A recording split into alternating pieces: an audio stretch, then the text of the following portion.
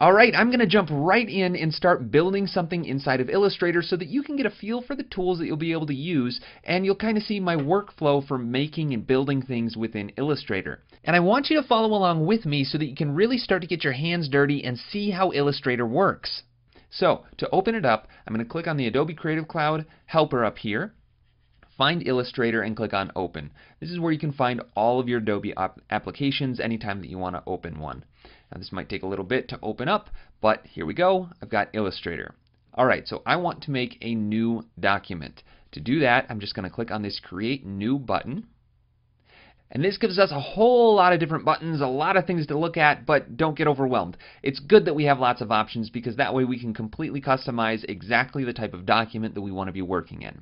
Now, without getting into too much detail right now, I'm just going to come over to the Web tab up here at the top, and this gives us some presets that fit under the Web category, graphics that are going to exist online. So I'm going to open up all of my presets right here by clicking on View All Presets.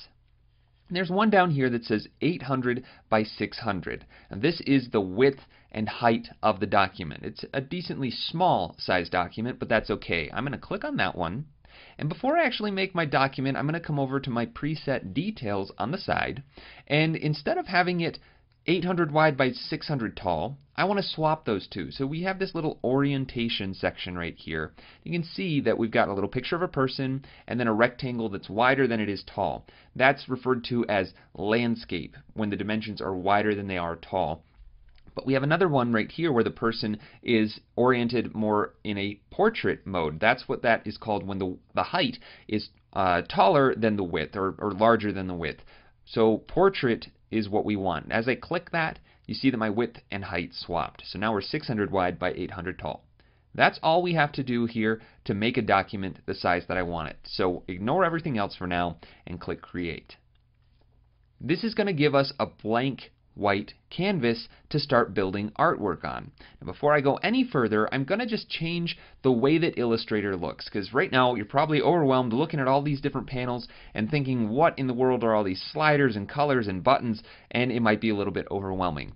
Fortunately, we can customize this so that we're not distracted by controls that we don't need, and it'll be much easier to look at. So I'm going to come up to this little drop down right here. It says Jake's right now. This is my workspace drop-down menu. If I click on it, you can see that the one that's selected is called Jake's. This is my customized Illustrator preferred layout that I typically work in, but there's some other presets that Adobe gives us, and the one that I want to be using is called Essentials. So I'm going to click on that, which you'll notice has much less stuff going on, and it's just a lot cleaner. I'm not so distracted by other things.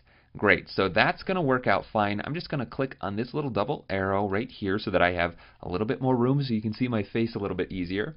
But you can keep that collapsed or expanded, whatever you'd like. It just swaps the tools that we have available from being in a single row to two different columns. Okay, so Illustrator's all set up. What are we looking at? Well, this white rectangle right here in the middle of my document with this little tiny black outline is called the artboard. The artboard is kind of like a canvas. You can think of that like a painter has a canvas to paint on. The artboard is the workspace of my document that I can build things on, and it's what is going to be visible when I save this or export this for sharing with other people. Now, I can actually have things existing outside of this art box. They just won't show up as I export them, but that's kind of a way to think of it.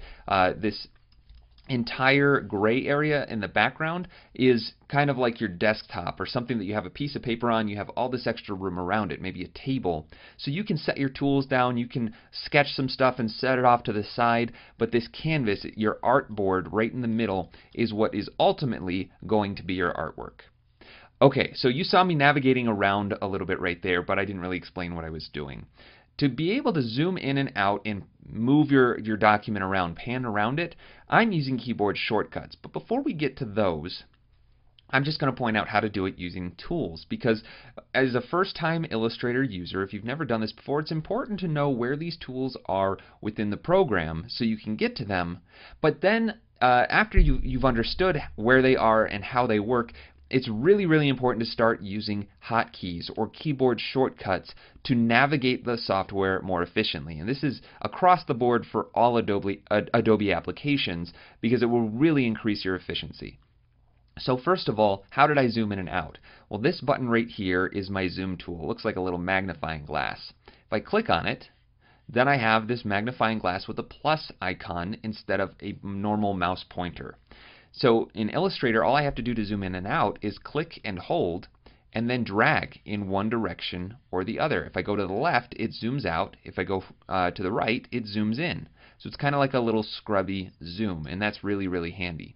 If your zoom tool isn't behaving like that, it's probably because your graphics card isn't optimized for Illustrator. So if I come up to View and say Preview on CPU, this is going to disable my ability to zoom in and out by clicking and scrubbing.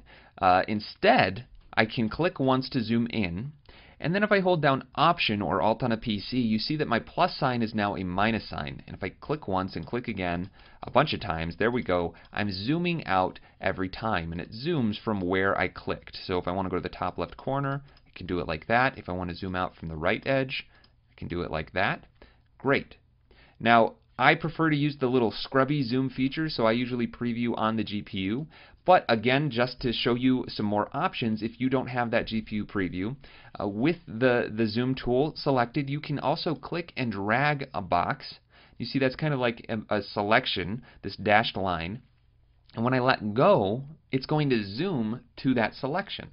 So that's a handy way to be able to zoom into a very specific portion without having to click in and out a whole bunch. Okay, so that's how you zoom. Now how do I reposition this canvas so that I can go to very specific points? Well, the tool right next to the zoom tool is called the hand tool. This is how you can kind of grab your canvas and move it around. So I'm going to click on that, and then you see now I have my hand tool instead of that zoom icon, the magnifying glass icon, and I can click and drag this around freely. I can move it however I want. Simple as that. Now, a very handy keyboard shortcut, because it is very, very important to learn these keyboard shortcuts early on. There's no reason not to start using them right away. But if I was on the zoom tool and I wanted to zoom in a little bit here, and maybe the canvas moved far off to the right and I didn't want it quite that far. I like the zoom level, I just don't like the position. All I have to do, instead of coming over to the hand tool and clicking on it, is hold down the space bar. You see that my hand tool is now active. I'm holding down space bar this whole time, and that's temporarily switching to the hand tool. Then I can click and drag, reposition. Great. And now let's say I'm too close. I'll just hold down Option or Alt and click space bar to reposition, and there we go. We're nice and centered up, and I can see my whole artboard. And the keyboard shortcut, by the way, for the zoom tool is really easy to remember because it's just Z. Z for zoom, super easy to remember. So if I was on any other tool and I just press Z on the keyboard, I'm on my zoom tool. So when I navigate my document, if you're seeing me move around, reposition, zoom in and out really fast, it's usually because I have my hand on the keyboard and I'm just used to pressing the space bar with my thumb, tapping the Z key to switch to the zoom tool, and then I typically, like I said, use the GPU preview, which allows me to do this scrubby zoom. So I'm going to just very quickly reposition, zoom in and out, and that is how I'm navigating around my document. Now that we know how to navigate around our document very easily, let's start making something. So I'm going to jump in to building some very simple shapes. So I'm going to come over to my Tools panel over here on the left. This is where you can find all of the tools that you have access to inside of Illustrator. And this one right here is called the Rectangle tool. If I click on that, then I've got these little crosshairs showing up on my mouse instead of the pointer tool that I was on. What this allows me to do is click and drag.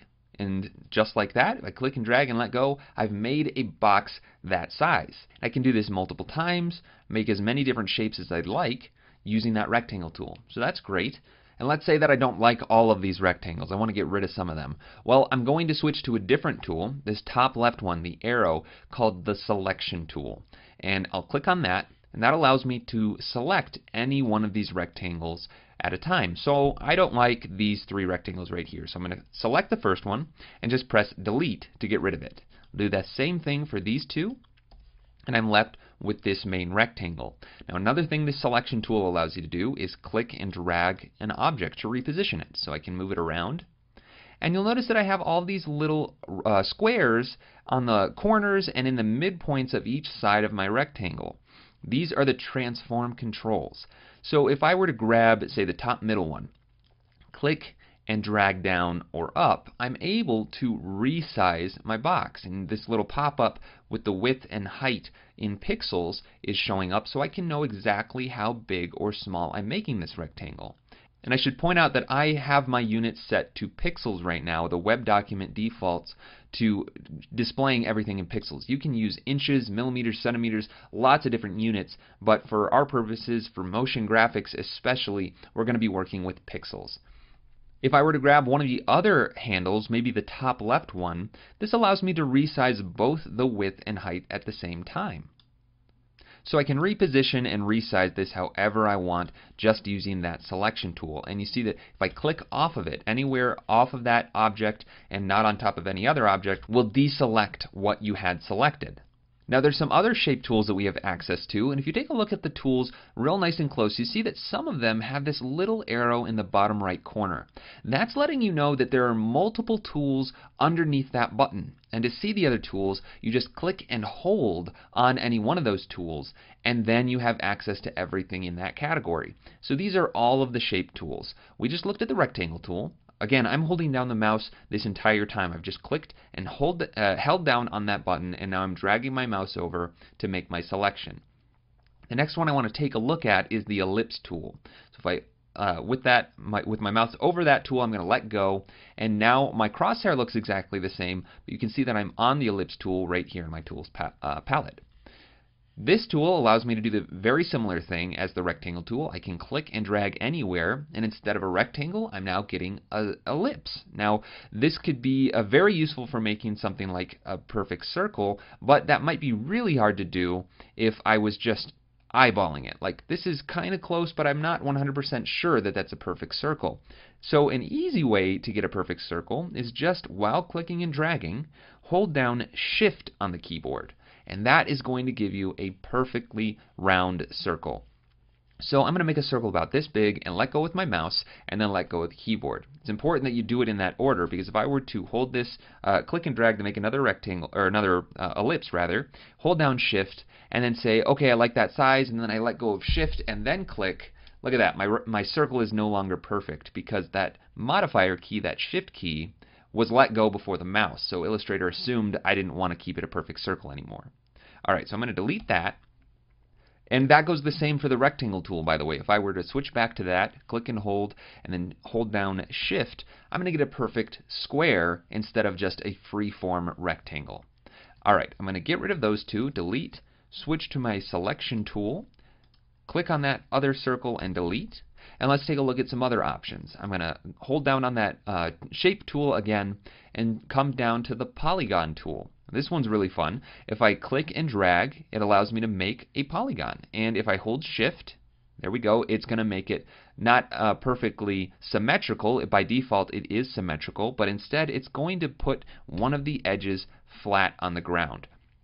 So that way I can keep it nice and straight. I'll let go, and that went off my canvas a little bit, so I'm going to switch to my selection tool, click and drag it over so I can see it nice right on my canvas. Now we have some interesting options with some of these shapes inside of Illustrator that make them really powerful.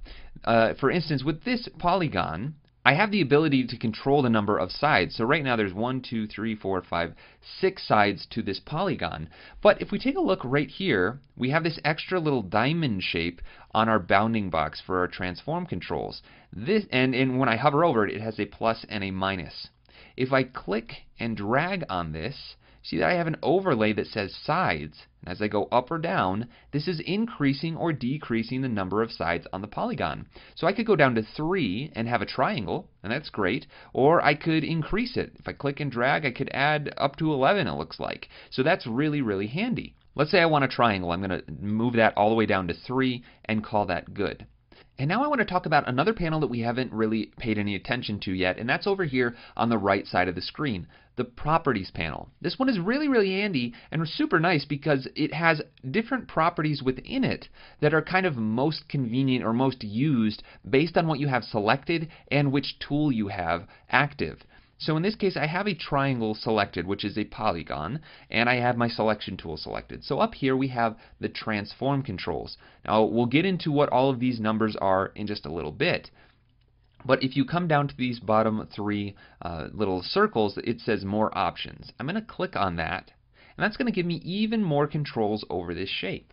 So first of all, this slider up here is the number of sides. So just like I was adjusting them right here, can click and drag to increase this to as many as I want, even past the limit of 11 that we had right here on the controls. So I could either drag this to any number, or I could say I want a pentagon, so I know that's 5 sides. I just type that in right here and press enter.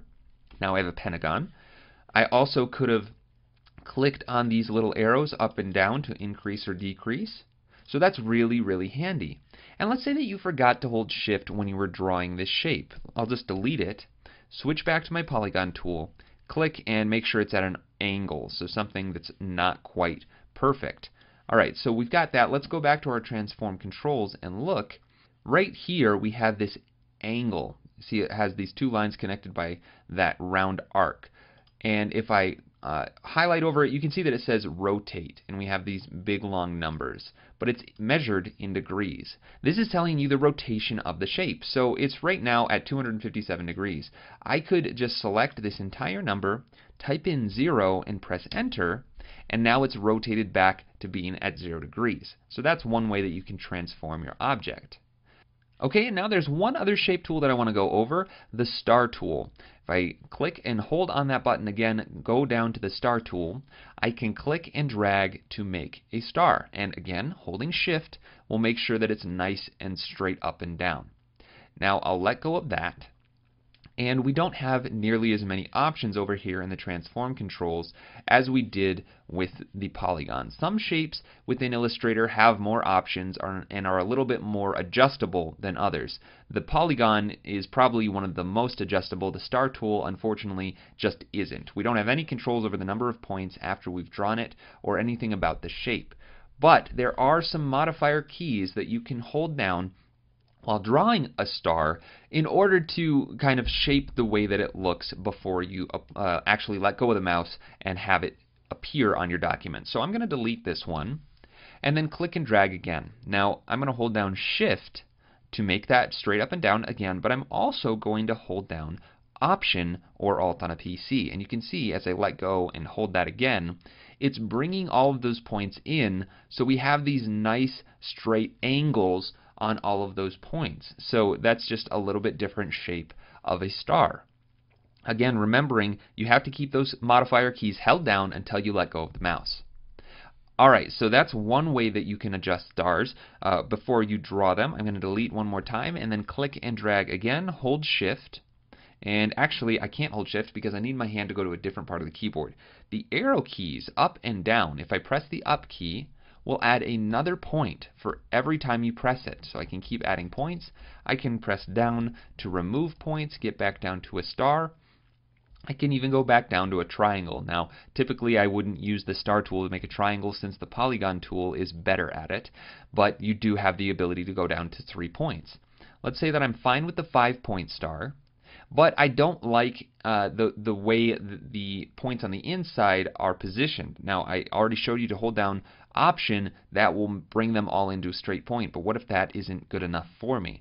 Well, if I hold down Command or Control on a PC and then drag, see that this allows me to kind of stretch out the outer points of the star to go either further out like this or bring them in closer.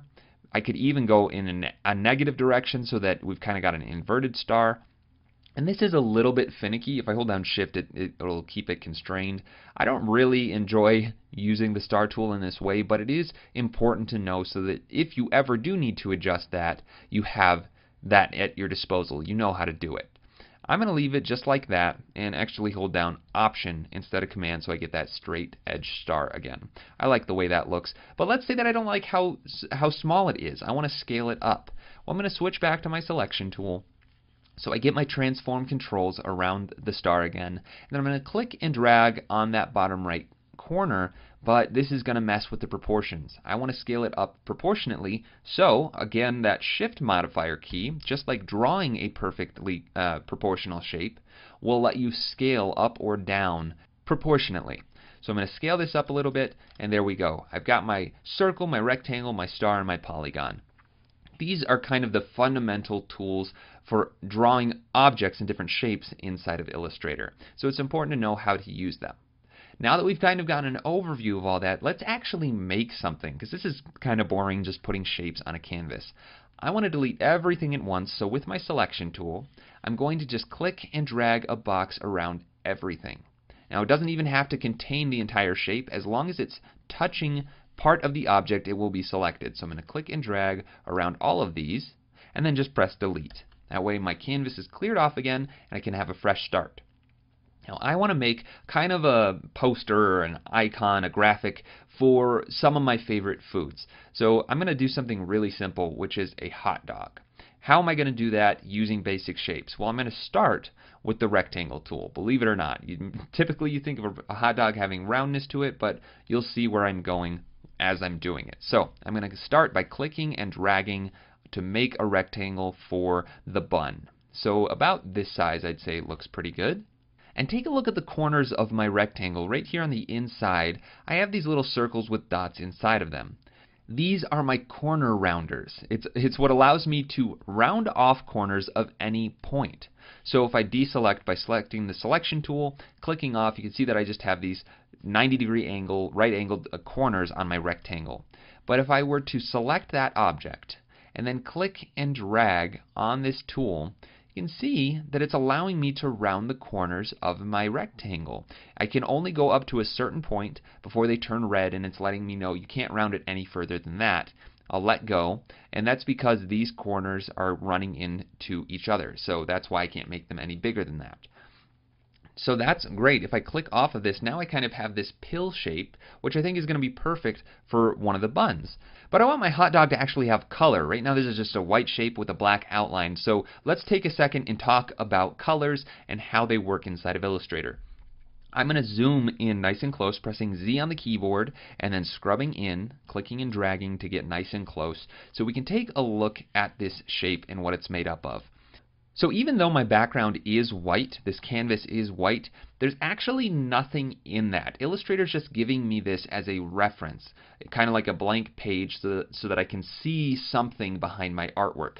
But if I come up to View and go all the way down to Show Transparency Grid, my background goes away and I have this checkerboard pattern in the background. This is the universal way within Adobe applications to represent transparency, or having nothing there. Since it can't actually show me through to the background into my desktop, it's just representing that there is nothing there in the background using this checkerboard pattern. So anytime you see that, you can know that that is transparency, or see-through, basically. There's nothing there. But my little rectangle, my pill shape, still has that white color on the inside and the black color on the outside.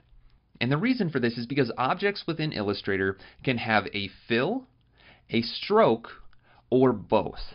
And I'll break down exactly what that means right now. So a fill color is what you'd imagine it is. It is the inside of the object, whatever shape that you've drawn, it's the color within it. So I've got this rounded rectangle shape. On the inside is my fill color of white. The stroke is just another word for an outline. So that's why I have a black outline around my shape. That is the stroke color. And you can adjust things like the size, the color, and even the shape of that stroke, but we'll get into that a little bit later. How do we change the colors of these two things though? Well, with this selected, taking a look over in my tools palette, we have these two squares. Now one is kind of solid and the other one is an outline. And as you might have guessed, the first one is the fill color. I highlight over it, you can see fill. And the background one is the stroke color. So the outline is an outline square. The fill is a solid fill.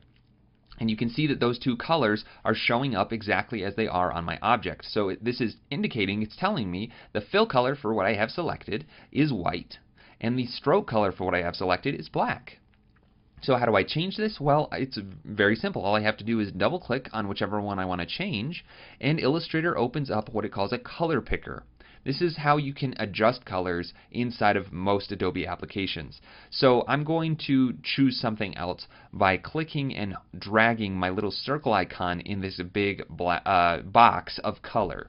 So if I drag it over here, we've got a whole bunch of different numbers changing down here. We've got a color up here. So don't worry about all of these numbers right now. You don't need to worry about it. They will be helpful later on when we're trying to get very specific colors.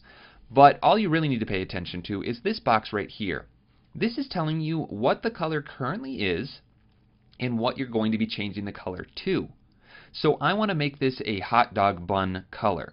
But all I have access to right now is red. There's really nothing in here other than red. I can have, white. If I bring it all the way down, I can have black, but otherwise I just have like a dark red, a light red. I don't have much control over changing the actual color.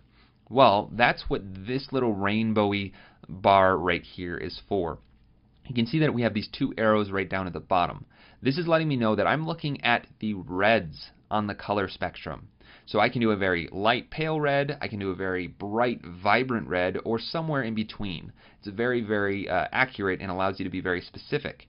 But if I were to click and drag on these two arrows, you see that all of these colors are shifting. It's adjusting the hue of my colors in this spectrum so that I can pick something else. Now I know that I need to make my hot dog bun somewhere in the orangey, maybe yellowy part of the spectrum. So I'm going to move my arrows right around there. And then I think I want something right up in here. So I'm just going to click once there and take a look at my preview. Now that is a little bit too much like sand. I want to make this a little bit more vibrant. So I want to make it more saturated. I want it to have more of a pop of color to it. And to do that, I'm just going to move my picker over to the right. This left and right movement is how you add or remove saturation. So the less saturated it is, the more pale it becomes, or the more white or gray it becomes. You're taking color out as you remove saturation. Moving to the right is the opposite. You're adding in a lot of color. It's making it more vibrant. So I think I want to do something right about there for the bun. And we can always adjust this later, so I'm just going to leave it there for now and call it good, and click OK, and there we go. Now my hot dog bun has that fill color. I'm going to go ahead and turn that transparency grid back off. And another way that you can do this, instead of coming up to View, is actually take a look at the Properties panel. When I deselected, I clicked it on my artboard there, my Properties panel updated to give me lots of different view options. Right here under Rulers and Grids, this third button is Click to Hide Transparency Grid. That is how you can easily turn that on and off. You don't have to remember any keyboard shortcuts or where it is in the menu. It just shows up right there with the selection tool selected and no object selected. So very, very handy. Okay, so there's my hot dog bun. Now let's say I want to adjust the stroke. Well, I can come right over here and click on the stroke, and that's going to make it active. You see it jumped up to the front. Now when you're messing around with colors, or even different tools, different properties, sometimes other panels might pop open automatically. So right now this color panel opened up. I don't really need this here because I have access to color tools within this panel right here. So I'm just going to close it for now. But I do want to point out that instead of just double clicking on this and using the color picker, I could instead come over to my Appearance tab inside of the Properties panel, and here you can see that I have some similar controls. So fill and stroke, just like over here, fill and stroke, same colors, same icons.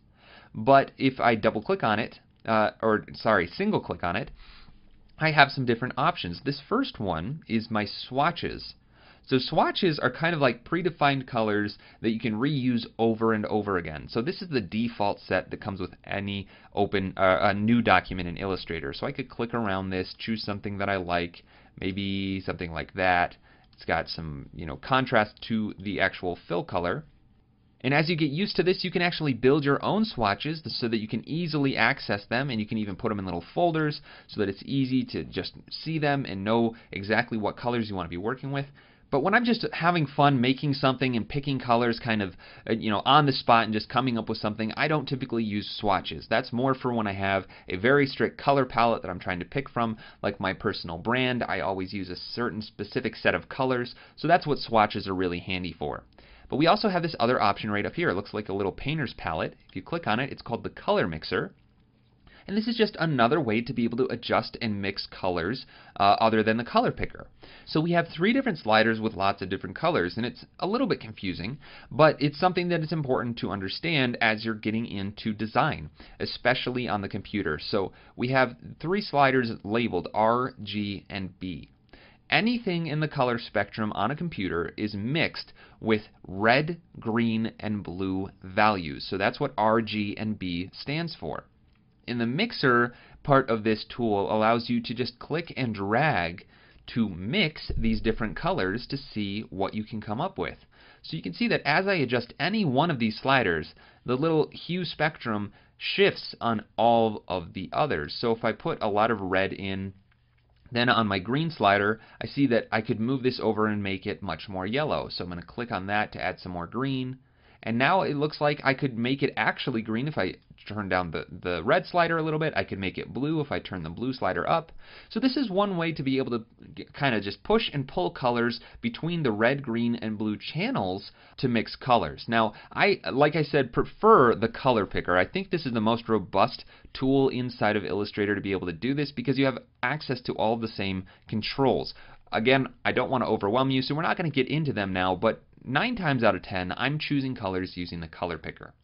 And just one final thing about this color mixer before we move on is this big rainbowy box down here. This is similar to the color picker, but it's giving you access to the entire spectrum all at once. So you're not isolating one hue like the red channel or any one particular part of the spectrum. You're just clicking and dragging and moving this around at random basically and picking and generating a color that way. Okay, so those are all the different ways that you can adjust colors, and there are actually more, but you don't need to worry about them right now. Like I said, I typically use the color picker. So let me go back into the color picker, grab something that I like, and maybe make it a little bit darker, a little more saturated than the actual bun, and click OK, and then deselect so we can see it. Okay, great, so we've got a little outline around the bun. But let's say that I don't like how thin that line is. Well, over here in the Appearance panel, with that selected, we have the stroke color, but we also have the ability to increase or decrease the width of it. So that's what these little numbers over here are. If I click on either one of these up or down arrows, so down, I have 1 point. That is the width of my line. It is now 1 point. And if I click the up arrow, it goes up. And as I click this every time, you can see that the width of that outline is getting thicker and wider. So that's some extra functionality that the stroke has that's very, very handy when you're making artwork in Illustrator. Now, I actually don't want a stroke on this shape. I don't think I'm going to need an outline, so I want to remove it. To remove it, you come over to this panel right here and find this little red slash through a white square. This is the None option for whichever fill or stroke you have selected. So if I were to click on this, the outline goes away. And if I clicked on the fill color instead, I could also get rid of that. My path for the rectangle is still there. You can see that my outline is still there. It's just empty. So there's no fill and no stroke. So you can have one or the other, both, or neither. Now there's not really any benefit to having neither because you just have empty paths that you're never going to see.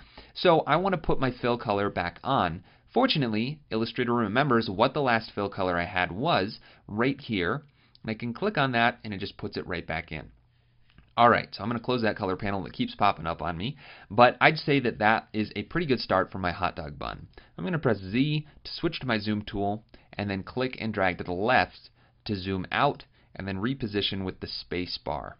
There we go, we've got my hot dog bun, at least part of it.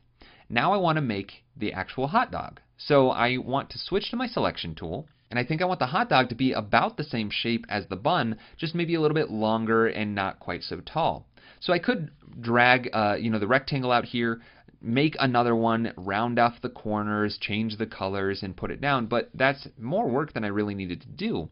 I'll delete that, and instead I want to duplicate this object. Now, you're probably familiar with the keyboard shortcut for copy and paste. It's kind of a universal keyboard shortcut of Command or Control C and Command or Control V. So I'm going to do that right now with this object selected. Command C and then Command V.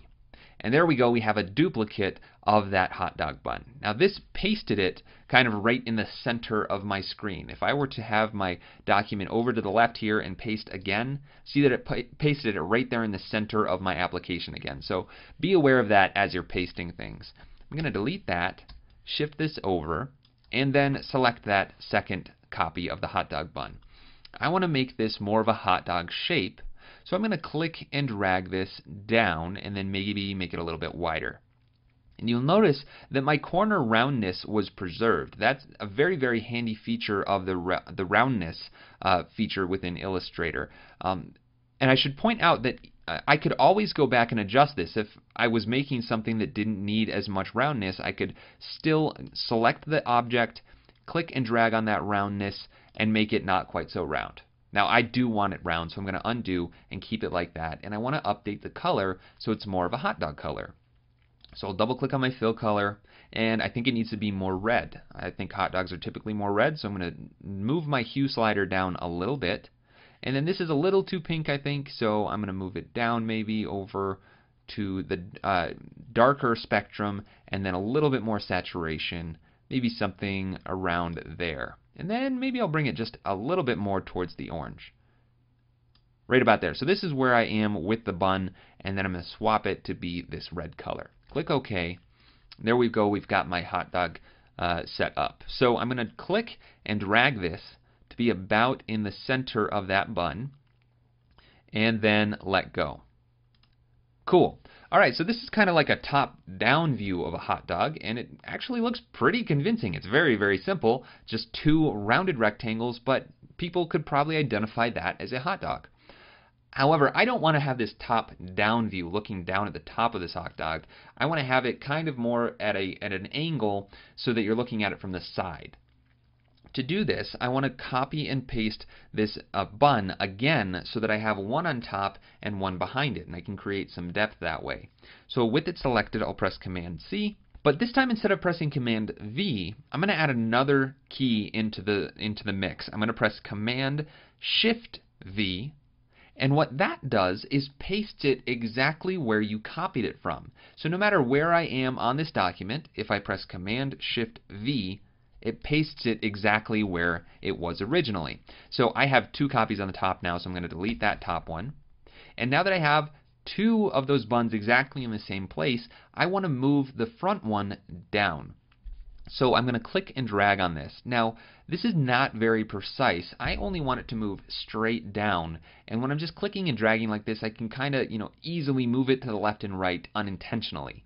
But that magic shift key on the keyboard, which is used for so many things in these programs, is very helpful in this situation. If I'm dragging this around freely and I hold shift, this is going to constrain my movement to only moving up and down on the y-axis, left and right on the x-axis, or at 45-degree angles.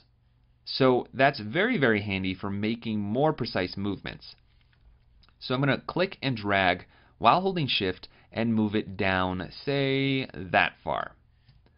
Great, now I'll deselect that, and just like that, with three very basic shapes, I'm able to create a much more depthy looking illustration of this hot dog within the buns. And I could push this even a little bit further if I wanted to be able to see a little more of the hot dog. I'll just select the background bun, and then instead of clicking and dragging, I'm going to move it using a different method, which is just the arrow keys. If I tap the up arrow key, every time I tap it, you see that it shifts it up a little bit. If I held down shift while doing that, it moves more quickly. So up and down, and you can also do left and right. So that's a very handy way of being able to move things around. So I think I'm going to leave the back one actually about where it was, and then click on the front bun, and then just tap that down a little bit. So there we go. We've got our hot dog inside of our hot dog bun. I think we're off to a really great start, but it needs some toppings, right? It's kind of a little bare right now. Nobody likes a plain hot dog. Actually, I kind of do. But anyway, let's put some, let's say, ketchup and mustard on it. I'm going to use a new tool to do this, and I'm even going to show you how to use an effect. So, get ready. Here we go. I'm going to start by grabbing this tool right here. It's called the Line Segment tool. And what it allows you to do is simply draw a line. And it has no depth to it. There's no, 4 points of a rectangle or a circle or anything. It's just a single line. Now, mine defaulted to not having a fill or a stroke, so I want to add a stroke to it. A fill isn't going to do me much good on something that's just a line, so I want to have that stroke instead. So with my stroke active, I'm going to click on the color icon down here to add color to that stroke. And then I'm going to increase the width. Now, I already showed you, you can click the up arrow to increase or decrease, but again, the shift key will increase the increment. So if I click up, it's going to go in 10-point increments. And you can change your width of your stroke much more quickly that way. Alright, so that's 10 points, great. But when I drew that, I wasn't holding down shift, so it didn't snap to a perfectly straight line. Fortunately, if I look over in my transform controls, we have the angle set up. It's almost at 360 degrees or 0. So all I have to do is select it, press 0, press enter, and now I've got my straight line. Now I think that's about the right thickness that I want for like a line of mustard, but I need to change the color. I'm going to use this color panel since it's open and handy. And I'm just going to increase the green a little bit, take a little blue out, push and pull this around, and I'm just doing this to show you that there are plenty of different ways to come up with colors, and sometimes whatever is the most accessible to you is the best choice. So there we go. I think that's a pretty good yellow mustard color. I'm going to zoom in a little bit. And then I want to move this down, so I'll switch to the selection tool, which, by the way, when you see this little tooltip pop up over when I'm hovering over the tool, you see that in parentheses we have a letter. That is the keyboard shortcut for that tool. So this whole time I've been clicking on the selection tool, but I'm going to start using the keyboard shortcut, which is V on the keyboard. And that's going to be very, very handy. I switch between the selection tool and the zoom tool, the hand tool, all the time using my keyboard shortcuts. So V to switch to that, I'll drag a box around my line so I have it selected, and then I'll click and drag it down to be about the center of that hot dog. Okay, so now it's a little bit too wide. So I'm going to click on this point here and drag it in. And I'm going to hold down shift so that I'm only moving it left and right or up and down. But I just want to go left, or to the right rather, and bring it into the end of the hot dog. And then do the exact same thing for the other side. Holding shift, click and drag that to the end. Great. Now I don't know about your mustard streaks, but typically they don't have flat caps on the end. So I want to round those off. And you can actually do that with a stroke, similarly to the way that we did with the rectangles. So I'll have it selected and then come over to my stroke appearance inside the properties panel. Now you'll notice that this has a little line under it and it kind of highlights as I go over it. The fill doesn't, but this one does. It's kind of like a link. So if I click on that, we get the entire stroke panel.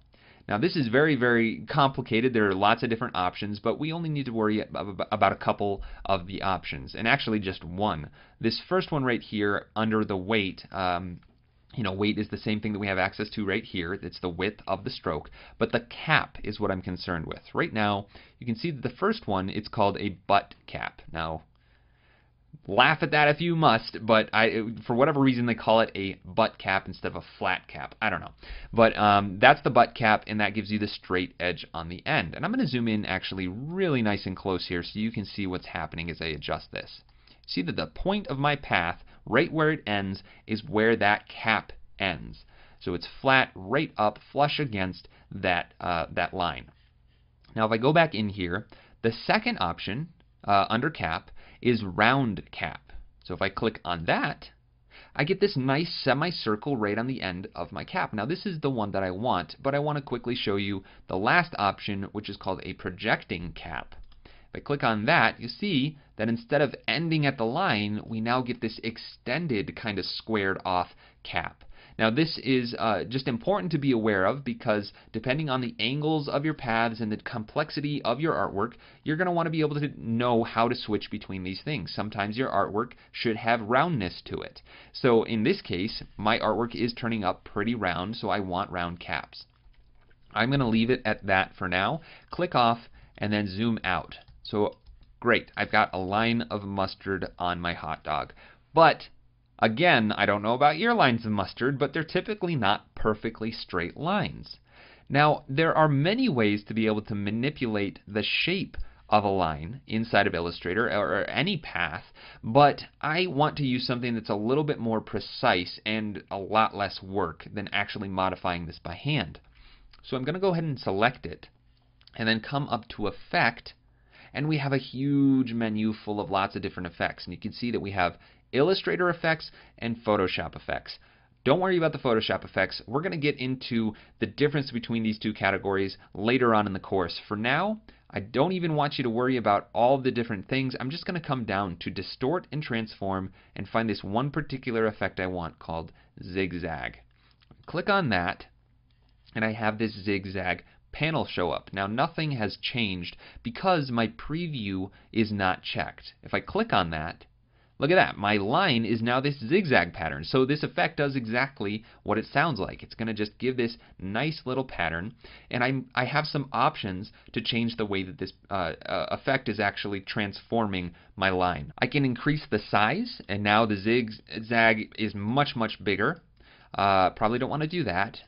But then I also have the ridges per segment, and don't worry about what that exactly means, but if you turn it up, you can see that I just have more of these zigzags showing up within it. So I think right about there is probably good. It's this nice little squiggly thing, but I've got these sharp corners, and again, that isn't really what mustard would come out of the bottle looking like. But fortunately, I have this point option right down here, which right now is set to corner. Instead, I want to select smooth. And look at that. Now I've got this nice wavy line, kind of like somebody just squirted on the mustard and wiggled their hand really fast. So I'm going to turn the the ridges per segment down just a little bit, and I think that looks pretty good. I'll click OK.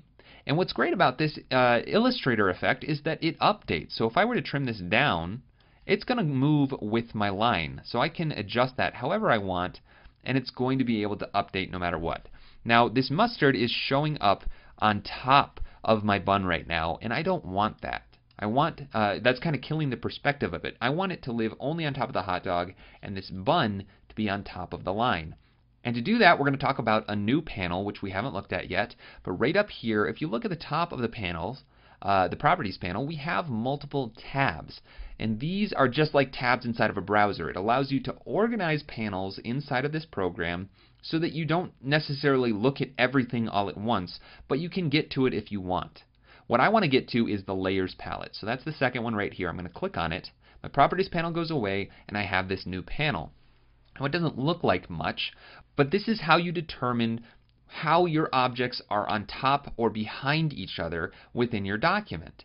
So I have layer 1 right here. I only have one layer in my document, but inside of that layer, I have all of these objects here, the two buns, the hot dog, and the mustard.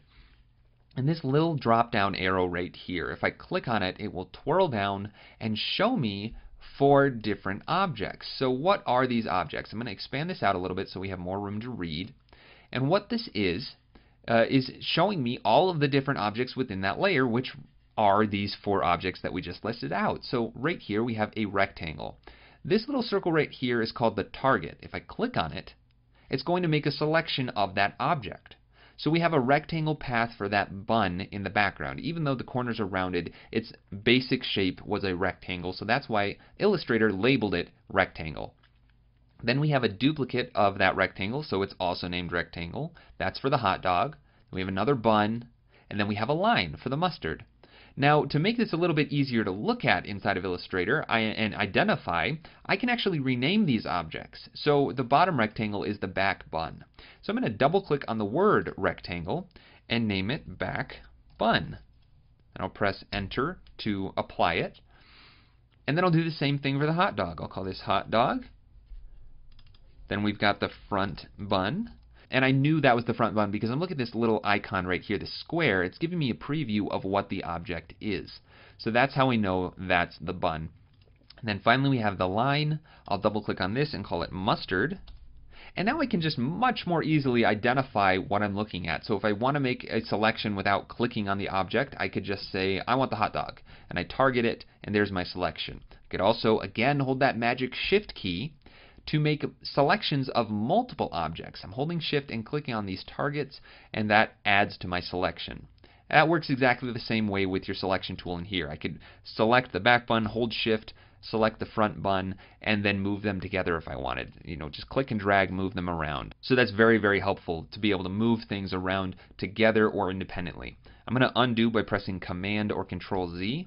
And one more time. That is a keyboard shortcut that you should also get used to. You could go up to Edit, Undo, but instead I'm going to use the keyboard shortcut of Command or Control Z. And by the way, if you want to redo, if I undid too many times, you see that my layers are now no longer renamed. I could press Command Shift Z and press that again and again and again to redo until I get back to where I want. So Command Z to undo, Command Shift Z to redo. Alright, so now all of this is labeled properly, but another part of the layers palette that really helps us out is that the stacking order, the order of these layers, equals the visual order on your screen. So think of these objects like pieces of paper, as if I had cut these out of construction paper and I have them all on top of each other. If I put the front bun piece of paper behind the hot dog, then it's going to show up behind the hot dog naturally. And if I put the mustard behind everything, I'm not going to see it because those other three pieces of paper on top of it have made it disappear.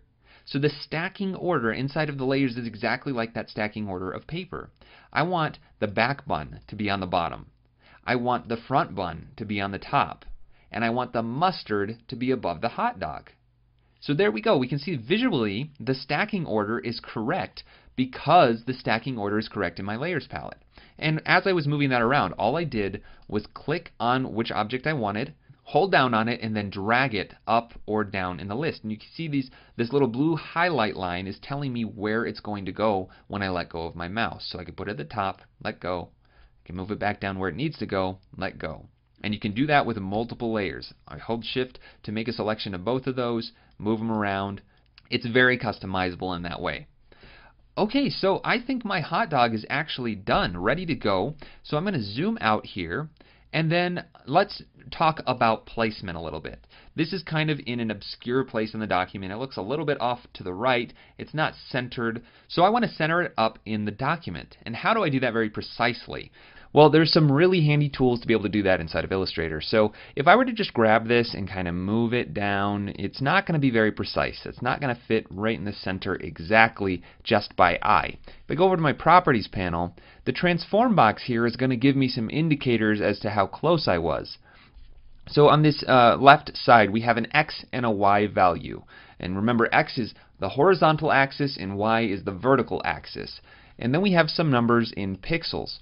So what these numbers are telling me is how far away the center of my selection is from the origin of the artboard.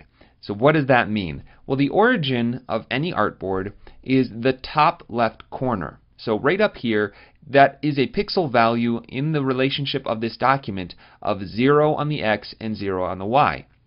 So this Properties panel is measuring my selection from that corner in pixels to the center of my selection. So right in the middle here, it's 299 pixels on the X horizontal axis and 381.604 on the Y.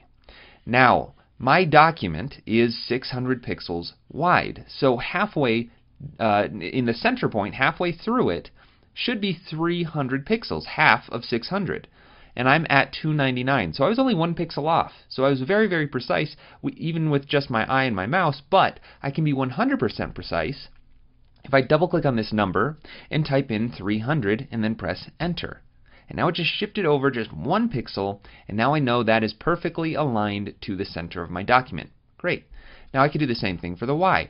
It's 800 pixels tall. Half of that would be 400. So I can just type in, with that number selected, 400, press enter, And there we go. It's shifted my entire selection as a whole down to the center of the document, and I know for a fact that is perfectly centered. But let's say that you were working on a document that wasn't so perfectly round numbers like 800 by 600. For instance, 1920 by 1080 is the standard full HD resolution for video. So that's something you'll be working with a lot as a motion designer. And dividing that by 2 in your head might not be as easy. Now, eventually, believe me, you will know that by heart. But Illustrator and most Adobe applications allow us to do a little math, almost using the program like a little pocket calculator. So let's say I just move this off center again. We take a look at the transform. Instead of typing in 300 on the X, I could instead just say 600, which is the width, and then press divided by that backslash 2. Because 600 divided by 2 is half the width, and press enter. And Illustrator is smart enough to interpret that as a calculation and update it for you. I can do the same thing on the Y. 800 divided by 2, and now I know it's centered again. All right, there's one more way to be able to align your objects to other parts of the document. So I'm going to come up to Window and open up one more panel, and it's right here, Control. Click on that. And we've got a bunch of tools up here at the top now. Now, a lot of them do kind of overlap with the Properties panel, but you don't have to concern yourself with stuff that you're not looking for. All I want to deal with right now are these set of buttons right up here with all these rectangles and lines. This is the Align palette. You can have a standalone Align palette. By the way, if you go to Window, all of the panels for Illustrator exist here. So if you're looking for something very specific, if the Properties panel isn't showing you the controls that you're looking for, you can find all of those panels right here under Window. So like I said, I could open the Align palette, but then I've got this floating panel. I could dock it somewhere, but I don't want to really concern myself with all that. These buttons up here are going to be just fine, and I like this little bar right at the top. So what does this Align palette do? Well, it lets you align objects to either the artboard or other objects. So this button right here is a little drop down that allows you to choose what you're aligning to. By default, it's on Align to Artboard. So with all of these objects selected, I could align them to the left edge. You see that shifted the left edge of every object to the left edge of the document. So they're no longer centered with each other. I'll select them again, and I can do the same thing to the bottom. I can align it to the bottom of the document, to the top, but this is messing with my artwork in a way that I didn't want. So I'm going to undo Command or Control Z, so I'm back to my regular hot dog. And to prevent that kind of individual object shifting around from happening when you're aligning things, all you need to do is group them. To do that, you just come up to Object, Group, and now if I deselect and then click once, it's selecting all of my objects as a whole. And if I take a look at the Layers palette, I now have a group with a little twirl down that has all of my objects perfectly labeled the way that they were. But now Illustrator is first looking at this as a whole before it's looking at the individual objects. So I can again move this off to the center, off center, and then click on the horizontal align center and the vertical align center buttons, and there we go. Again, with just 2 simple clicks, it's centered in my document. If I want to ungroup these objects, all I have to do is come up to Object, Ungroup, and there we see in our layers those objects are split up again. I can move them around individually. Keyboard shortcut for group and ungroup is also really easy to remember. Command or Control G and Command or Control Shift G to group and then ungroup. That's something that you'll likely be doing a lot, so get used to that keyboard shortcut as well. Alright, now that this is centered up in the document, let's add some more style to the actual artwork, because again, right now this white background is actually just transparent pixels. I'm going to show my pixel grid, going to Properties and clicking on that. There's nothing behind the hot dog. So I've made one object, one part of my design. Let's flesh this design out a little bit more by adding in a background. I want to make a rectangle that's the exact size of the document. So I could grab this rectangle tool and again just kind of eyeball it and do my best to get that to align to the bounds of my art box, but obviously I was not precise. That you can see is going beyond it, but if I have it selected, the Properties panel is also going to help us out with this. Right next to the X and Y values, I have the width and height values. So I could just as easily type in 600 on the width, press Tab to go to the next property, 800 on the height, and press Enter. Now I know it's perfectly the right size of the document, and then I'll just click on the horizontal and vertical center align buttons up here in my controls. Great, so that's now perfectly the size of my box. I just need to move it down below everything else because it's covering everything up. It's at the top of the layer stack. So I'm going to drag it down below everything else, and then I'll rename it BG for background, and just double click on the text to rename a layer. Okay, so that's good, except that it's the exact same color as the bun. So that's not really going to work because it makes the bun go invisible. So I want to select it and then change the color to something a little bit different. So maybe a blue color for the background, something in this range. I'm just going to shift my hues to the blues and then adjust the saturation and brightness. Click OK. And that looks pretty good, but it's kind of bright. It's kind of almost competing with the bun, and if we look at the edge real close, it's almost a little hard to look at that edge. This is a common issue to come up when you're picking colors, and you need to be aware of it, because picking certain color combinations next to each other, right up against each other like this, can actually be hard to look at and strain your eyes. And a lot of times this is because your two colors are too similar in value, and value is brightness. This is a basic design principle that, again, you need to get used to thinking about, and as you use Illustrator and Photoshop, things like that, to design your own artwork, you'll get much more used to thinking about color in this way and be able to identify problems like this. So I'm going to grab that blue color and then double click on this again to look at my color picker. Some of these values can help us in choosing better color combinations when we have issues like this. So if we take a look at this B right here, the B stands for brightness, which is synonymous with value. So right now it's telling me that it is 91% brightness. If I hit OK and then click on the bun's color and go into it, you can look that the brightness of the bun color is also 91%. So just like I had guessed, it's because these two colors are too similar in value that they are not working so well next to each other. So I'm going to go into the blue and maybe adjust it a little bit. I'll turn it down, maybe increase the saturation a little bit, and then maybe even make it just slightly more green. Something like that. I'll click OK and see how that's updated. I think that is much easier to see. It might even be a little bit too bright still, so let me grab it one more time, bring it down, click OK, and I think that's a lot better. Maybe we want to adjust this in just a little bit, but for now I think that color is working with the color of the buns much better. Alright, now I want to add kind of like a frame around the entire artwork. So I'm going to select that object again, and this time I'll do it with a stroke. So I'm going to make my stroke active by clicking on it, and then click on the color. This is just going to add the last color I used, which is blue. Obviously that's not going to work because you can't see it, so I'll double click on it and make it just nice pure white. Now, I don't know that this is the color that I'm going to want to go with, but for now, just so I can get a sense of the border, I'm going to leave it at that. Okay, so that stroke is really, really thin. I'll zoom in here nice and close so we can see it, but it's really, really small because the stroke is only 1 point. So I'm going to increase that, hold down Shift and click on this top arrow, and that will make it much bigger. Now it's 10 points instead of 1. And I think I want to make it even a little bit bigger. So maybe about that thickness, 30 points.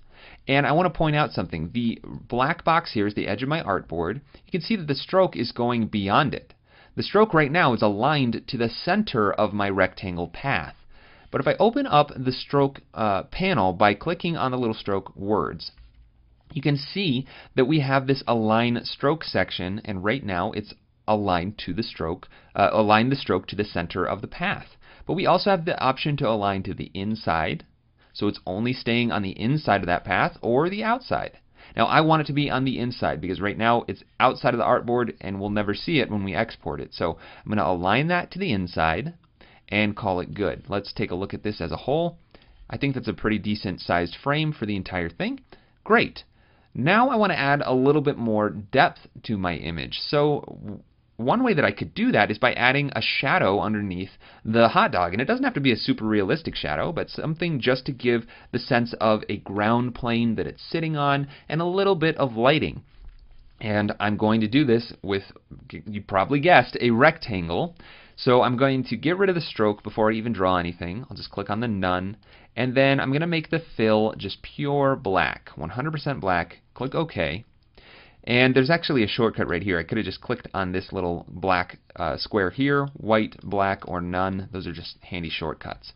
All right, now I want to draw a rectangle about the width of the hot dog.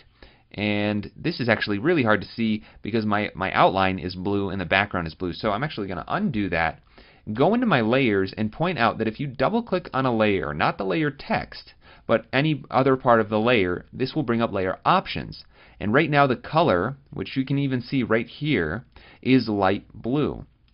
But I could change this to say light red, click OK, and now when I draw something, I'm going to see a red outline, and it's much easier to see what I'm doing. Okay, so I've got my rectangle, but I don't like where I started it. Well, here's another really helpful use of the keyboard for when you're drawing objects. If you hold down the space bar while drawing, you can temporarily reposition that box wherever you want to put it. So I'm going to try and align it with the left edge. I'm looking right here, the left edge of this hot dog, and then bring it down, and then draw this over to the right edge of the hot dog and probably put it right about there. Great, now I just want it to be centered perfectly in my document, so I'll align it on the horizontal center. And then I need to move it below the hot dog but above the background. So I'll click and drag down below the hot dog and rename this shadow. Then I want to round off all of the corners, so I'm going to zoom in close so I can see those corner rounders, and then click and drag to just round it off, make that nice pill shape. I want to make it a little bit taller so that I can see a little more coverage of that entire hot dog. It was a little too short at first. Round those corners off again. I think that's about the right shape, but it doesn't really look like a shadow right now because it's pure 100% black, and shadows never look like that. So I could try to, mix the colors a little bit to make it more similar to the background, but this is kind of hard to do. That's all right, but it's more saturated than I like. There's a much easier way to do this inside of Illustrator, and that is through opacity. And the opacity is a term that you need to understand in relationship with transparency. If you don't already know, if something is opaque, 100% opaque, then you cannot see through it at all. It is 100% solid, nothing shows through it. And 100% transparency is the opposite. You can see through it. You don't see the object itself at all. It's completely clear. So you can lower the opacity or increase the transparency to make something see-through. And if I click on this object and come over to Properties and look at the Appearance panel, I have Fill, Stroke, and Opacity. It's at 100%, but if I click on this arrow, I have a slider that I can turn down, and that adjusts the opacity, introducing transparency to this object, and I'm seeing that blue color of the background through it. So I'm going to turn this way down, probably something down to like 8. Yeah, I think that looks pretty good. And now I have a pretty decent looking shadow that adds a good amount of depth to this otherwise pretty flat artwork. Now I want to do something to make the background a little bit more interesting instead of just having this solid blue color. So I'm going to try and make kind of like split this in half so that half of it is a little bit darker than the other half in this kind of angled way. So it's like this split tone background. To do that, I want to first duplicate this object. So the background object, I'll go into my layers and then click and drag it down to the new layer button to have a new instance of it. I'm going to call this BG2. And I want to, like I said, cut it right diagonally from the top right to the bottom left, so it's a triangle instead of a rectangle. To do that, I'm going to need to remove the top left point so that we don't have a corner up here.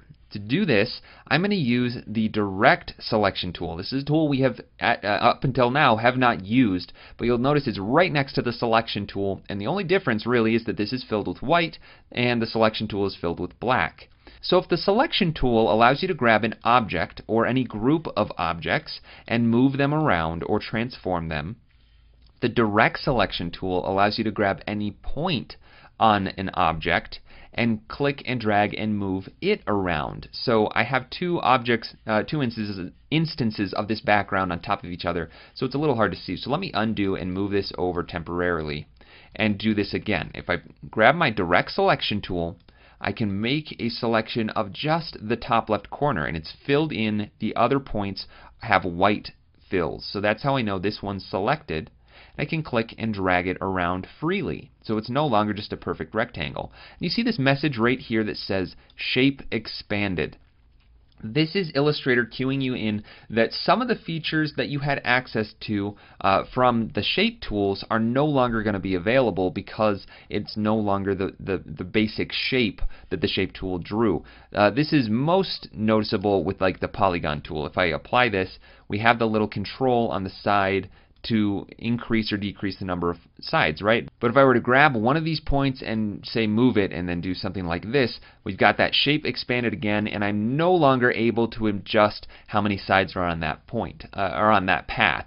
So be aware of that. When you're manipulating these basic shapes after you've drawn them and you see that shape expanded, you're going to lose some of the nice functionality, but that's totally fine.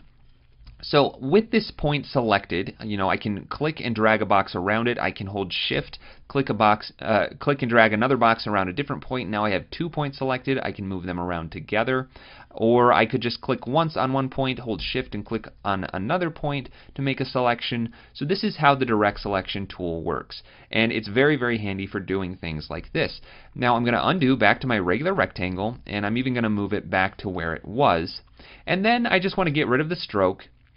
Click on the None, and then change the blue color just so I can differentiate between it and the background. So there we have the darker copy on top of the lighter copy. Then I'll switch to my Direct Selection tool, A on the keyboard, that's the shortcut, and then I'll click once on the top left corner. Another thing I'll point out is that you see that now I have a corner roundness for just the one corner. So I could independently round off one corner, or I could shift click on another one, round those off too. Oops, I accidentally clicked on the path. That's something to take note of. If you click on the middle of the shape, it will select all of the paths just the same way that the selection tool does. But here we go. I'll select one point, shift click on the other point, and then round both off at once, and I kind of got this leaf shape going. So that's something very useful to know. Alright, now to get rid of this point, I will select it with just one click, and I can simply press delete, and it becomes a triangle. So we've got the shape expanded Q, and this looks like it's perfectly fine, but we do have one little issue. And again, I'm going to move this off to the side to show you. I'm going to switch my view. Right now I've been looking at this with full colors, basically a preview of exactly how it's going to export, but if I come up to View and click on Outline, this is just going to show me the paths with no color information, and you can see, this is the path for the back bun, the front bun, the shadow, the hot dog, and then that line of mustard. You'll notice, because I did that squiggle with an effect, I still have this basic line shape for it in my outline view. And we have our artboard, and then these two lines. Now, if I turn this back off, preview on GPU instead, we've got a triangle. But our outline view is only showing 2 lines. Why is that? Well, it's because I deleted that point, which opened up this path. It's no longer a complete closed path. It's open. There's no connection from the start to the end. This is something that's easily correctable, and it can bring up some issues if you leave your paths open like this, so it is important to know how to fix. All you have to do is go up to Object, Path, Join, and the keyboard shortcut is very easy to remember, Command or Control J. I'll click on that. That closes off the path, adds a line between those 2 points, and I have my triangle again. So I'll press Command Y, that's the shortcut for outline mode, and then click on this object and align it to the right edge of the composition, and that way I know that that's perfectly back where it needs to be. Okay, great. Now we have one other issue where it's covering up the frame. This frame is existing on the background color, so I can't just move it up, or else that's going to cover up the triangle. So instead, I need to make another copy of this background. I'll click and drag it down, and then rename this BG frame, move it above BG2, and then get rid of the fill. So all we have is the stroke. So I'll click on the None button, and there we go. Now I have a frame on top of the 2 backgrounds. Okay, that looks pretty good. I think the frame is just a little bit too thick, so I'm going to make a selection of it and then go into my stroke and turn it down to something like 20. And my background layer, this lighter blue color, still has the stroke applied, so I need to get rid of that. So I'm left with just the frame on the top. I think that's a little bit better. I like that thickness. And now I want to change this color. This was totally temporary, and really I just want it to be the same shade as our shadow is. So I want to make it exactly the same. It was black 100%, and then I think I put the opacity down to 8. Now, I could figure that out and change the color that way and try and remember, but there's a much quicker way to do that with another tool. And that is called the eyedropper tool, which the keyboard shortcut for, by the way, is I, so another one that's kind of easy to remember. So I for the eyedropper. What this does is samples whatever you click on and applies it to whatever you have selected. And what it's sampling is the actual appearance of the object. So if I switch to the eyedropper, I on the keyboard with that color selected, and I click on the red fill of that hot dog, it becomes red. If I click on the bun, it becomes the orangey color. If I click on the yellow of that mustard, you'll notice it did not fill it with yellow. It actually took the entire appearance.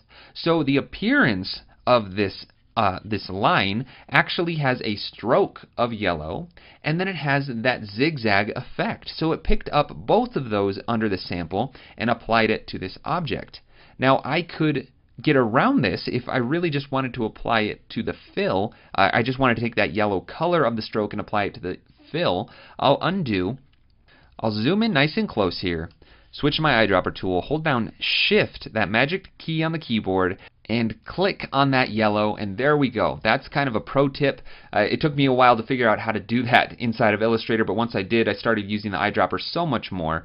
But to be able to apply just the specific color that you're sampling to whatever stroke or fill you have active, make sure you're holding down that Shift key when you click on whatever you're sampling. Okay, so obviously yellow is not what I wanted. I want the appearance, the exact appearance of this shadow. So I'm going to click on it, and there we go. I've got that same black fill with the opacity of 8 on that duotone background. And I think that looks really great. And the benefit of this is that I could change the color of the background. Say I want it to be a little more green.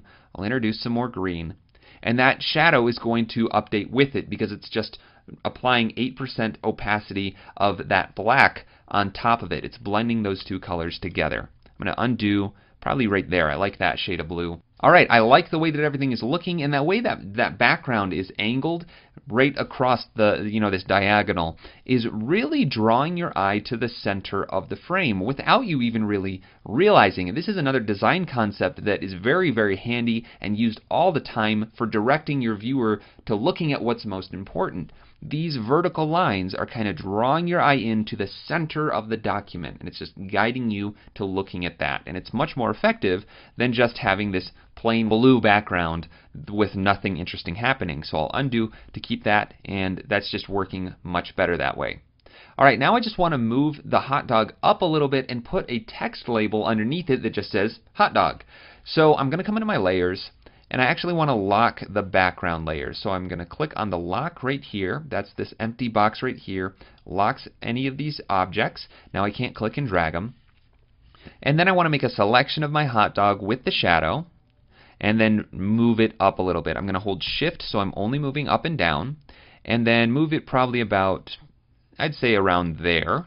Now I want to put some text right under it that says hot dog. So I'm going to switch to another new tool, the type tool right here, this big bold T, and then I just have to click anywhere in the document once to add some text. And we get this automatic little addition right here that says lorem ipsum.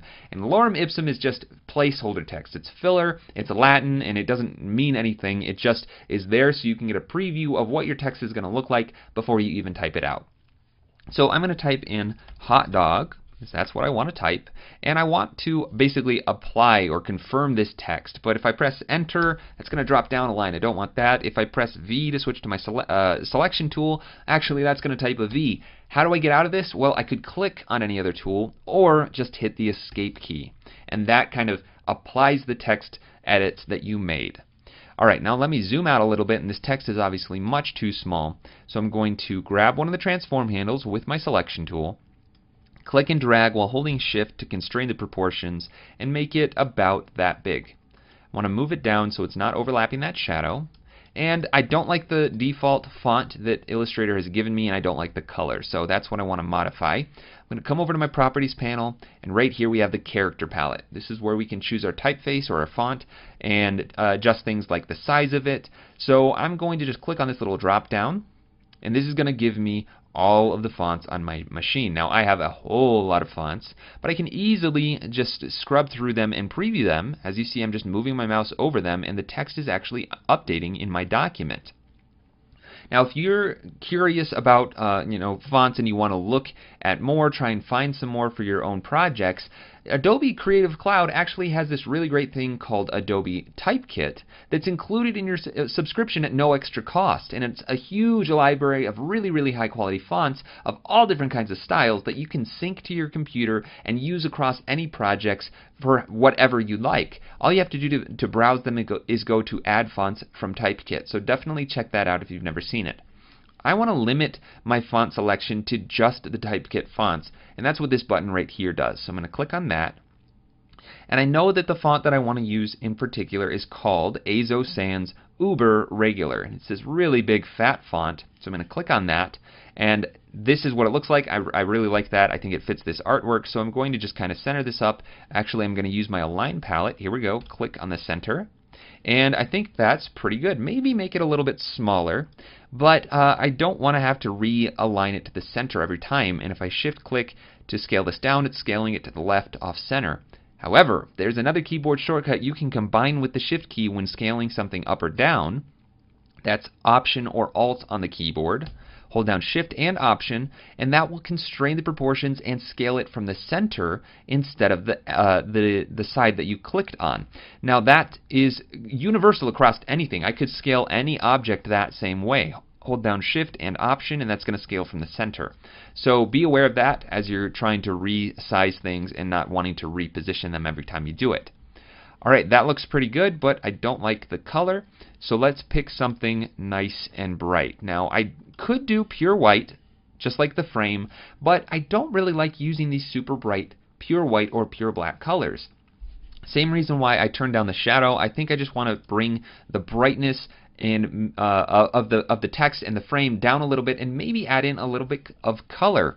Sometimes using these pure white and black colors just don't look that great to your eyes, and because the background is so blue, if I just introduced a little tiny bit of blue to my white, then it would blend into the entire composition a little bit better. So this time I'm going to use this color mixer, and I'm just going to pull some of the red out. 100% white is made up of pure red, green, and blue turned all the way up.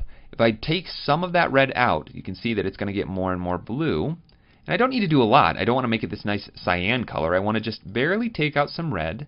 You can see that that's slightly blue now. This is what it was, and there we go. We got a little bit of blue. And that's all I wanted to do. That's really all that I need to just take off the edge of that pure white color and blend it into the rest of my document a little bit. Now I want to apply that same color to my frame, so I'll go to my layers, unlock the frame, and select it with that target.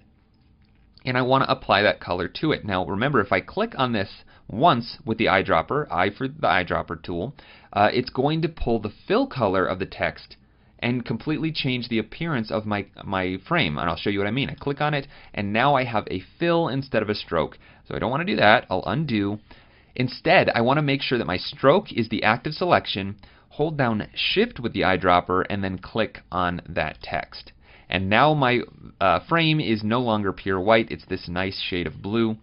I'll lock that up, zoom out, take a look at this as a whole, and I think that's working much better together. Now, I think everything is just visually a little bit too high. I'm getting kind of this weird balance tick in my brain that I'm just noticing. Everything feels a little bit top heavy, like there's too much room underneath. Now this is, as I described it, a feeling, and it's something that you're going to have to develop as a designer as you use these programs more and more often. You're going to start seeing things with your eyes and feeling if something looks right. Right now my eyes are telling me that this does not feel right. It feels a little too off-center upwards. So I'm going to select it all and then just tap the down arrow key a few times until it's about where I think it should be. And I think it's just barely a hair too far up. I'll tap it down just a couple more, and I think that feels much more balanced. Alright, I think this design is finished. I'm very happy with the way that it turned out, and just with some very basic shapes and some simple colors, I was able to make something that was visually interesting. Alright, so that was a whole lot of work to get to where we are right now, and I made one really big rookie mistake, which is I have not even saved my document once. So if my computer crashed, if Illustrator crashed, I would have lost that document, no recovery. It just would have been gone. All that hard work for nothing. So I'm going to come up to File and click on Save. This is something you need to get in the habit of doing constantly. The keyboard shortcut is Command S to save, but I'm going to name this Food, put it on the desktop, and click Save. This is just a temporary holding place. I would normally store my file somewhere else, but for this it's fine. And we're going to get these Illustrator options. Everything by default is fine, so I'm going to click OK, and now my document is saved. We can see on the tab food.ai. .ai is the extension for Adobe Illustrator. That is the format of an Illustrator file.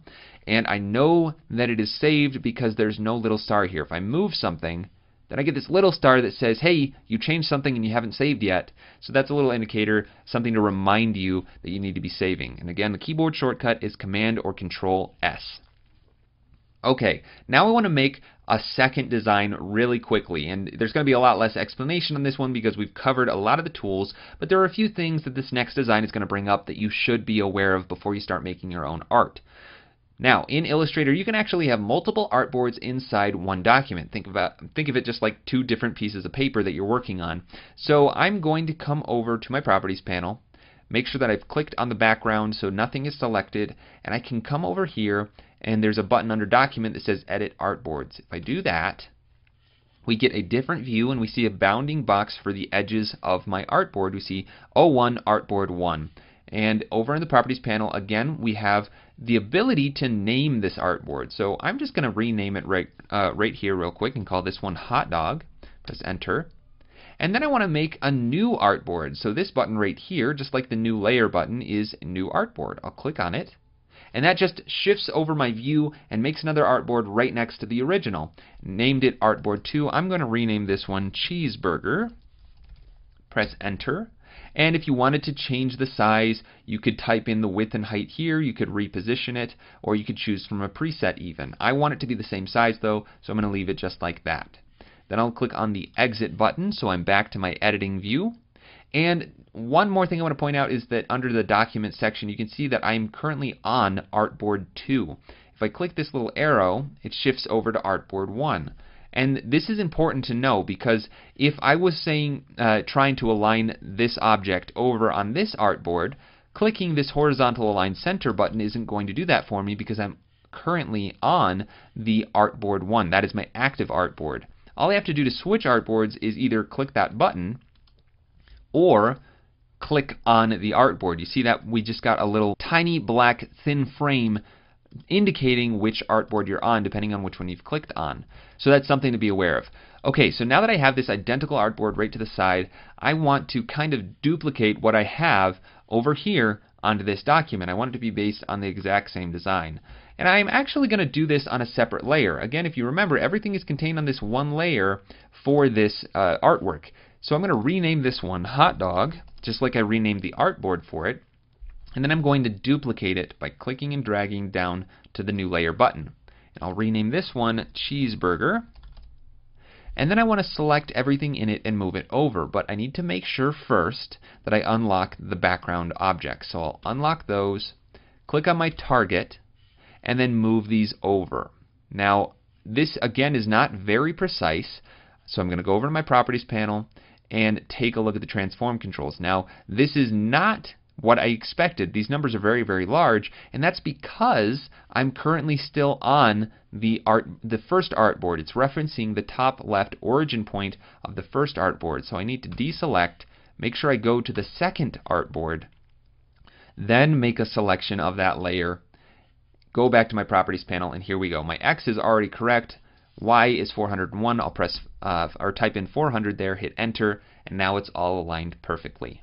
Okay, now I can make some adjustments. I want to probably change the text. That's an easy one. I'll press T on the keyboard and then double click to edit, actually triple click to edit all of the text in there. That makes a selection of everything. I could click and drag to make partial selections. I could use my left and right arrow keys to move in between letters. I could drag a selection around everything, double click once to select a word, and triple click to select everything. So we'll get more into typography a little bit later. If I went really fast, don't worry, you don't have to remember all of that right now. But I triple click to get a highlight of everything, and I'll rename this cheeseburger. Okay, so I'll press escape to apply that and then center it up in my document. There we go. And now I need to start modifying my art. I'm going to go to my layers so I don't accidentally edit this hot dog layer, and I'll lock it. That way I don't mess it up at all. And take a look at this cheeseburger layer. The elements that make this up, I want to modify the colors a little bit. The background is blue right now. I think I want to make it red. Something that still seems like it would go with this blue over here, but red instead. So I'm going to have that selected, go into the color picker, and then just shift the hue down to something a little bit more red. Maybe a little orangey red and maybe a little less saturated. Something around there. Click OK. And there we go. We've got a red background. I think that works. Now I don't need this hot dog artwork anymore, so I'm just going to make a selection. Actually, I need to make sure I lock the background first. There we go. I'm left with that, and I'm just going to delete. I don't need that because I'm going to be building a cheeseburger from scratch instead. So I'm going to start with the bottom bun, and just like with the hot dog, I'm going to use the rectangle tool to do this. So I'm just going to drag a rectangle out about the size of the bun that I want, hold the space bar to reposition, and actually just perfectly align it in the center like that. And I want to make it the same color as the hot dog bun. So press I on the keyboard to get the eyedropper tool and then select that bun. And then I want to make it probably a little bit thicker. So just switch to the selection tool and make it a little taller. There we go. And this time, instead of rounding off all of the corners, I just want to round off the bottom two. So I need to switch to my direct selection tool, A on the keyboard, drag a box around these 2 points, which again, this is hard to see because I have a red background and my label is red, so I need to double click on the layer, and I'll change this one back to light blue. There we go. Now it's easier to see. Okay, so I make a selection, and I want to round off just these 2 corners. So I'm going to round it, and maybe not 100%, but maybe something around there, just so it has some rounded corners to it. So that's great. And then what comes next? Probably the burger patty. So I'll grab my rectangle tool again, and I could try to eyeball this, line it up so that it's just right up against the edge, but just like everything else, it's not going to be very precise when I'm doing it by eye. But there is another really, really handy tool that's going to make this much better. So I'm going to delete that and come up to View and go down to Smart Guides. Keyboard shortcut for this one is Command U. The U doesn't really make sense for this one. It probably was just Adobe running out of space on the keyboard, but it is something that I'm constantly turning on and off to help me, so that's one that you should also start learning. So I'm going to turn that on, and immediately you'll notice that things are starting to show up as I hover over them. I've got some magenta text showing up, and the outlines of the objects are also appearing. If I unlock this artwork, you can see the outlines of every shape are showing up as I hover over them. If I click on an object and try and move it around, I get a bunch of magenta lines letting me know that it's trying to line that object up, basically snapping it to other parts of your artwork or your document. I'll lock that hot dog back up and actually turn it off for now so that the smart guides aren't interacting with the artwork over there, but this is going to very easily allow me to draw an object right up against that edge, perfectly aligned. So let me grab that rectangle tool again and highlight over. You can see that word path has shown up. That's letting me know that it's going to start the object right on the edge of that path. So I can click and drag this up, make it the size that I want, even hold down space bar and reposition it so that it's about the width of the bun, and call that good. So now I can know that with perfect certainty that is exactly on the edge up against the bun. Great. Now I just need to change the color. So this needs to be something probably like a dark brown, and maybe add a little bit of red into it, something like that. Click OK. I think that looks pretty good. And then I want to round off the corners, and this time I'll do all four, so I'll just grab it with the selection tool, round off the corners, and then actually, you know what, I think I want the bun to go, or the patty to go further than the bun, so I'm going to decrease the size of this rectangle. So I'll select it, hold down Option or Alt, click on the right middle transform control, and that's going to scale it proportionally from the center. There we go. I think that looks a little bit better. Then what next? Well, the cheese goes on the patty so it gets all melted, right? So I'm going to draw some cheese, again with a rectangle, and my smart guides are going to help me make that right up against the edge. Doesn't need to be too thick, something like that. And actually, it probably should be wider, so I'm going to zoom in here, move it out to the edge, and that way, it'll just stay the same width as the patty. And I should probably round off these corners as well. So I'll grab it with the selection tool, zoom in nice and close, and round that off. And then it needs to be a nice yellowy color. And I might be able to base this off of the mustard of the other layers. So let me just grab my eyedropper, hold down Shift, and click. And there we go, we've got the yellow color. That's probably a little too mustardy. I want to make it a little more orange. So I'm going to just adjust the hue a little bit so it's a little more cheese colored. There we go, I think that's great. And then I'm going to put a nice layer of tomato on this. So I'm going to just grab another rectangle, click and drag a rectangle there, line it up in the center, and then change the color to this nice bright red probably. Not the hot dog red because tomato is a little bit more saturated, I think. Maybe around there. Click OK. And that's a little hard to see on the background, but let's see what it looks like when we put the top bun on. Before I put that top bun on, though, I want to round off the corners a little bit. Not 100% like this, but just rounding off the corners a little bit. And then I want to put a nice piece of lettuce on top, so another rectangle. Here we go. This one will be super thin, and it needs to be green. So let's choose a nice leafy green color.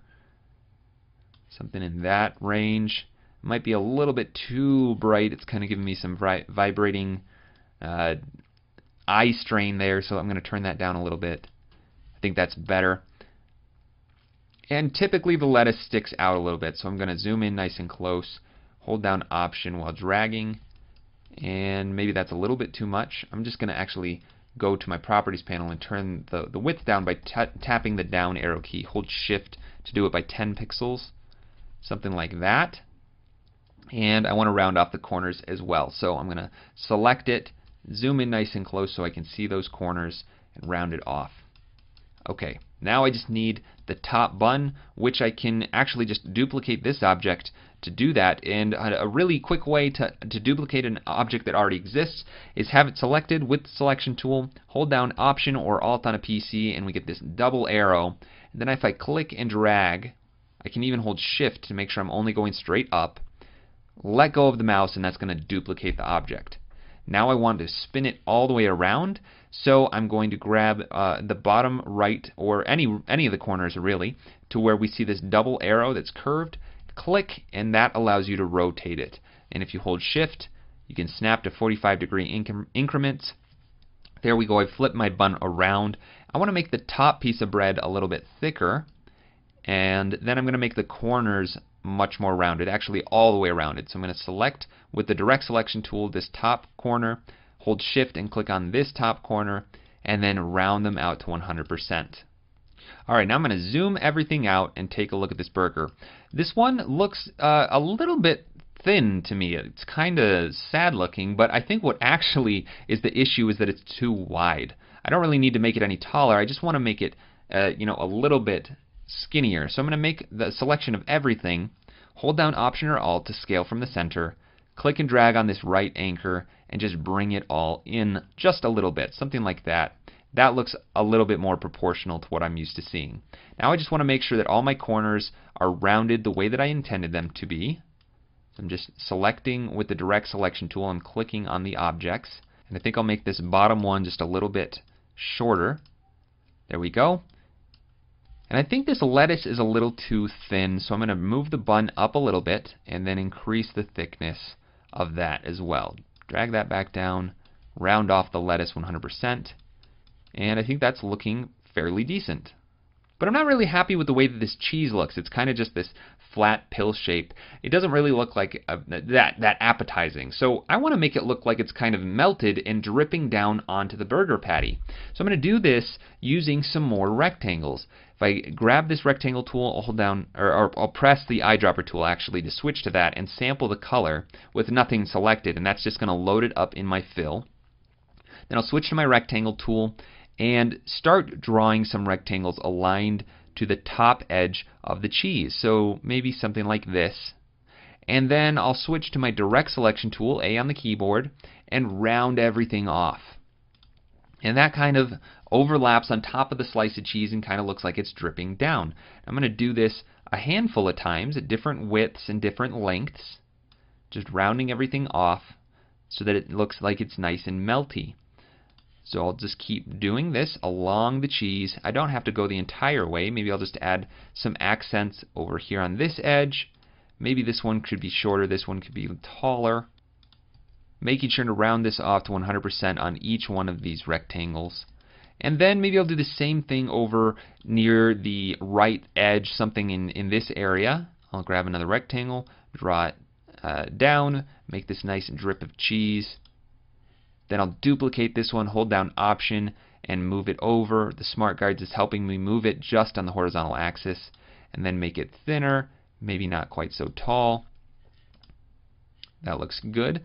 Make sure those corners are nice and round. Which, by the way, if you're trying to scale down an object that has rounded corners and it's giving you problems, it's probably because you don't have a checkbox selected. So if I make this bigger, and then I try and make it thinner, you see how the corners are scaling down with it. So it's automatically keeping that roundness based on how small I make it. But if I undo here and then click off of my artwork, my background layer is locked, so when I click on this it's basically selecting the artboard. Then I'm going to get my document properties in the properties panel. And this little checkbox right here, scale corners, is what's allowing me to scale this down any further. If I were to have that unchecked, then if I try and make this any smaller, it can't, because the corners aren't able to be compressed any further unless they are scaled, which I just disabled. So if you're running into that issue, make sure that you have scale corners turned on, and then it will preserve that rounding, and I can make this whatever shape I need it to be. And then I'll do the same thing on this edge. So I'll just make a rectangle right on the end, round it all off. I'll make another rectangle right here, round it off. And maybe this one on the end is a little too extreme. I'll bring it up, round those to 100%, and then make sure that these two are touching. And there we go. I've got some melted cheese on top of that patty. It looks a little bit more realistic now. And then I think this red color is a little too bright, so I'm going to make it slightly darker, a little more saturated. Click OK, and I think that's a better tomato color. Now I want to add this shadow. To do that, I'm actually just going to copy and paste this one over here. So I'll unlock the hot dog, select it, copy, and then paste. And actually, that didn't paste it where I wanted it to. It pasted it directly on that same layer. I need it to be on the cheeseburger layer, so I'm going to undo, click on the cheeseburger layer, and then paste so that it pastes where I needed it. So I'll lock that hot dog layer back up, grab that shadow, and drag it below all of these cheeseburger items, and move it to the center of the document. Scale it in here and then move it up a bit, making sure those corners are nice and rounded. I think that looks pretty good. Maybe tap it up just a little bit. And there we go, we've got that shadow. I think it's a little too wide. I'll bring it in, and this is actually an instance where I don't really want Smart Guides on, so I'll press Command U so that I can transform this a little more freely. There we go, just make sure those corners are nice and rounded out, and I think that shadow looks pretty good. Maybe it's a little too high. Drop it down, comparing it to the hot dog over here. But I think that looks pretty great. Now, if you remember, I made the text layers and the frame slightly blue. Since my background is now red, instead I want to change this to be slightly red instead of slightly blue. So I'm going to click on this fill color, go to my color mixer, turn that red all the way back up, and instead take down some of the blue. And maybe a little bit of the green as well. So now I've just got something that's slightly off of that white color again, but if I double click on the color picker, you can see it's in the red zone. Maybe I don't want it to have such a magenta influence, so I'm going to turn it up to red. And then I could even do it this way, where I just pull in a little more red color here, I don't want to creep into the pink territory, but something like that. Still looks convincingly white, but it blends into the background a little bit better. And then I just want to make sure I do the same thing for that background frame. I'll select it, press I for the eyedropper, hold down Shift. Oh, make sure that my stroke is active actually. Hold down Shift and then click on the text. And now that frame is slightly red, this one is slightly blue, and the colors just work much better together for each design.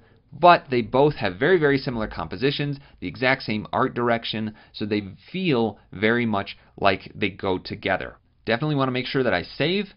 All of that's ready to go, and then it'd be really smart to just do a little bit of organization over here and label things. Now all of these rectangles up at the top are those little cheese drips. But all of them could really exist in a single group. I don't need all of these individual pieces of cheese dripping down. And the rectangle for the cheese looks like it's right here as well. So I'm going to grab that and move it up with the rest of the cheese, and then hold Shift and click on the target for all the other pieces. And that's going to make a selection of everything. And I'll press Command G to group everything and rename this cheese. And then I just want to label all of the individual parts. So lettuce. Oops. Got the tomato. Got the patty. The top bun. The bottom bun. The text that says cheeseburger, and then the rest of our items. Okay, so now I'm just going to rearrange this so that it's the same order as it is visually in my document. Just keeping that same organization really helps you visually identify things in your layers palette better. So bottom bun, patty, cheese, tomato, lettuce, top bun. Great.